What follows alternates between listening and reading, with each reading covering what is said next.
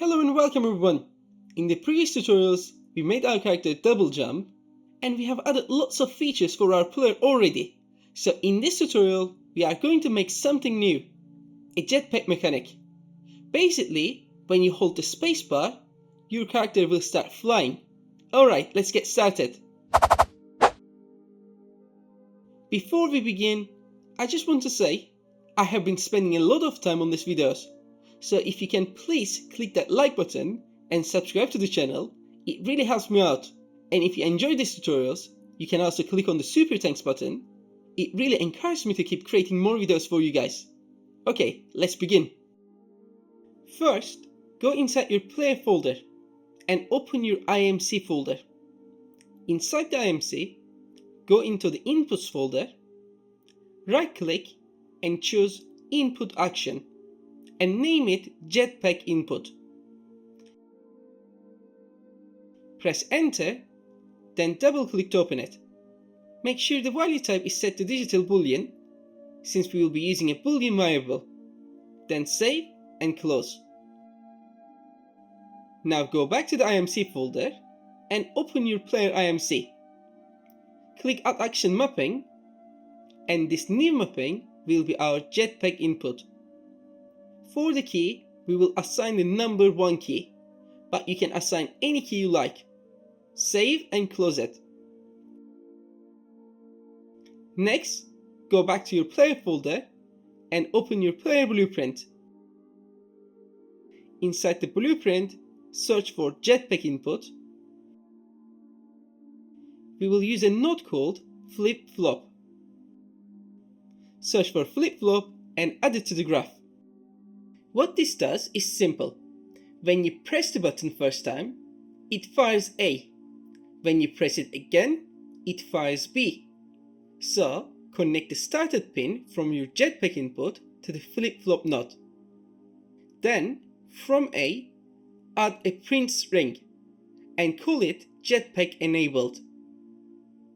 From B, add another print string and call it jetpack disabled. Now compile and save, then press play. When you press 1, you should see Jetpack enabled at the top left. Press it again and it will say Jetpack disabled. Perfect, that's exactly what we need. Right now, it doesn't actually do anything, but we will fix that in a second. Go back to your player blueprint, and after the jetpack is enabled, we need to control how long the player can stay in the air. Select your player self, and in the details panel, search for jump. Set your jump max count back to 1. We don't need to double jump for this one unless you want to keep it.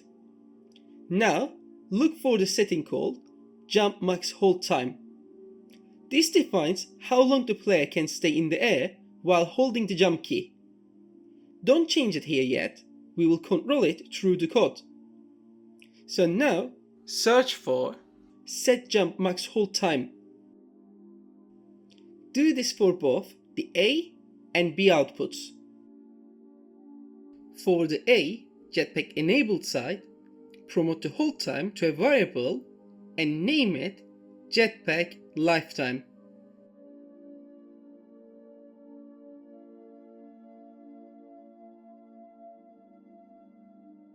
Compile and save. Now you can see the variable in your details. Set jetpack lifetime to 2 seconds.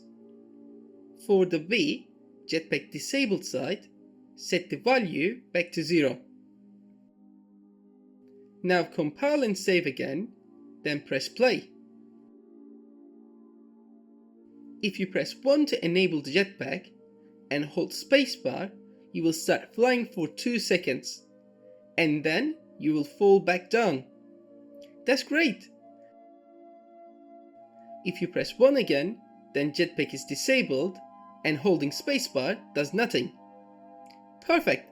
That's the simple jetpack mechanic I wanted to show you.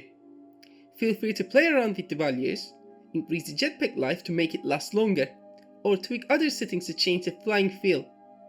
Let me know in the comments what you would like to see next.